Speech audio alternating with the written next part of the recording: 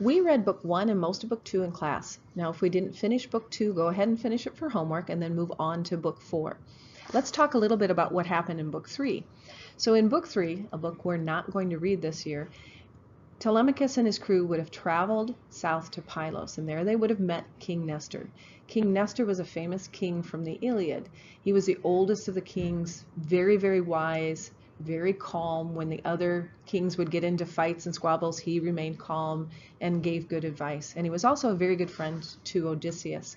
So from Nestor, he learns a little bit about his father, and then Telemachus and Nestor's son Pisistratus travel across land to Sparta.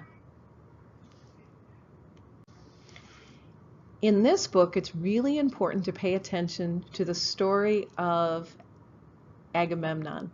Remember that the Trojan War was fought to bring his wife, Helen of Troy, the most beautiful woman in the world, home. As we begin to work with the feminist lens, I really want you to think about Helen of Troy and how much power she had to control her own life. Now think about it. She was the property of her father.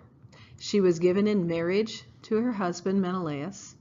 She then either runs off with Paris of her own choosing, or she's kidnapped, it depends on the version of the story that you read, and is taken off to Troy. While in Troy, she is basically his property, Paris's property. And then even when he dies, she's not free. She becomes the prize of Deiphobus.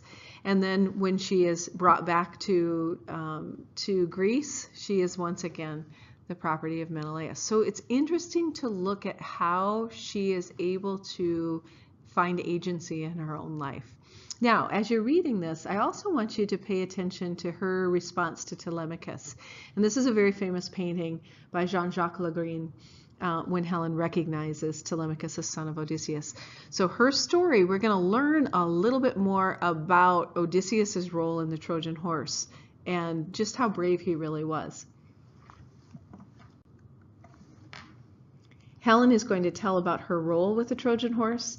And I really want you to pay attention to some little things that could get lost in the story.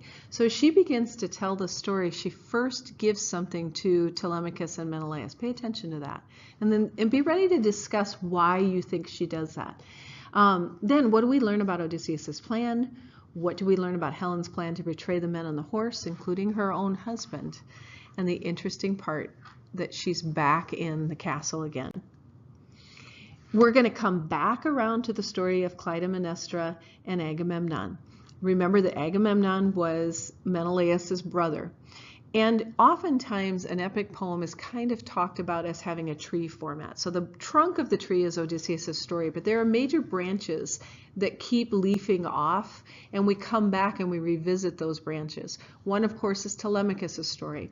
Another one is Clytemnestra and Agamemnon. Oftentimes, the Odyssey was used as a teaching tool. So you would teach the stories of these two women, Clytemnestra and her foil, Penelope.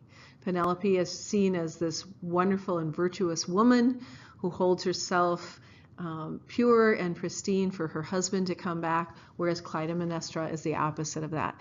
And she chooses to have an affair and then it helps to assassinate her husband upon return. And so there's this interesting dichotomy between those two women.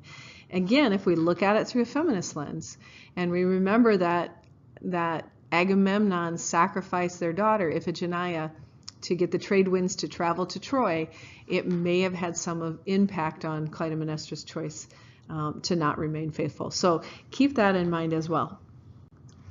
Finally, we're going to come back around to Menelaus, and Menelaus talks about his own adventure in trying to get home and how he was captured by how he captures the old man in the sea and is able to trick him into giving Menelaus information to get home. Interestingly enough, pay attention to who gives Menelaus the information that he needs in order to trick the old man in the sea, because oftentimes it's not the men who have the power, it's the women.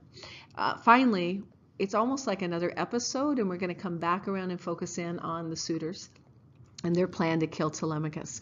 So there's multiple episodes through here. Most important episode to focus on is the story of the Trojan horse and Helen. The rest are not as important, but just pay attention because they're going to happen.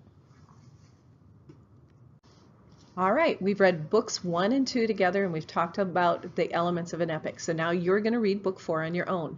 Remember, it would have been done orally, so try to hear those voices and think about how it would be structured if Odysseus was speaking it into existence. Start by going to that opening page. That's going to tell you what the major episodes are that happen in the story. Then I like to go back in and write down the page numbers of things that I think are important, and then it's easy for me to find them for class discussion and also for writing an in-class essay if something would come up. The second tool that you're going to use is your study guide. So your study guide should be filled out for book 4. Book 5 and 6 are on the back. You don't need to do those yet. Only do book 4, but this is going to guide you to the important material. If you get to something that you don't know the answer, it's okay. Leave it blank or write down what you think it is, and then when we come in to class the next day, the first thing I'll do is check to make sure this is done, and then you can ask in your groups to get some suggestions for what they think the right answers are. And then, of course, we'll come together and we'll discuss. Cool thing is, some people will see certain areas as important, and other people will pick up on different things, and together we'll collaborate and get a good understanding of this piece. See you next class.